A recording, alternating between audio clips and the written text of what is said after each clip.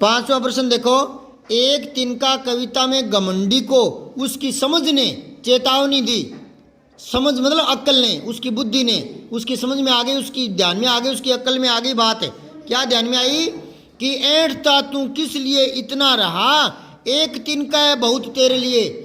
जब कवि अपने महल के छत पर खड़ा था और मन में सोच रहा था कि मुझसे बड़ा कोई नहीं है, मैं बहुत अमीर हूँ, मुझसे बड़ा कोई नहीं है, इतने में ही कोई आंधी आई और एक छोटा सा तिनका आंख में गिर गया और कवि का बुरा हाल हो गया।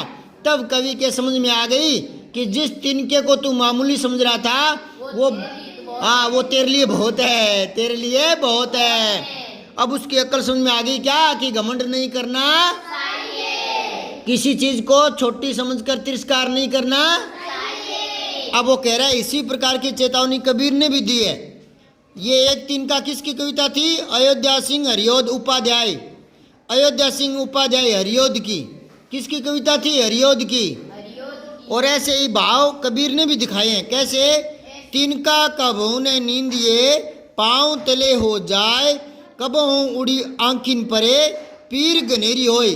कबीर जी भी कहते हैं कि जो पाँव के नीचे तिनका होता है उसको कभी निंदा नहीं करनी चाहिए उसकी, क्योंकि कभी भी आंधी से उड़कर वो आंख में गिर सकता है और बहुत पीड़ा दे सकता है। इसलिए वो कह रहा है कि इन दोनों में समानता क्या है? समानता है दोनों में ज्ञान की बात बताई गई है।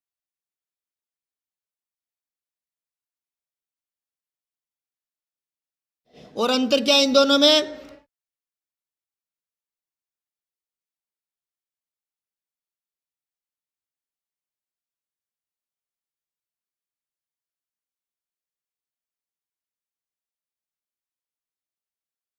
कि पहले में थोड़ा व्यंग्यात्मक ढंग से बात कही गई है, दूसरे में साधारण शिक्षा दी गई है। ठीक है ना?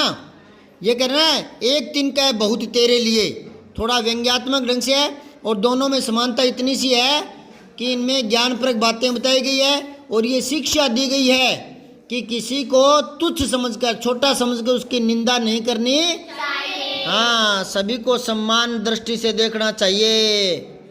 ये शिक्षा आदमी को अपने जीवन में धारण करनी चाहिए कि कोई आदमी छोटा बड़ा हाँ, बड़े आदमियों का काम अक्सर छोटे आदमी कर दिया करते हैं, है ना?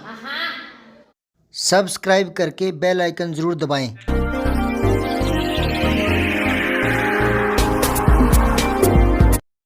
जय हिंद, विजय हिंदी।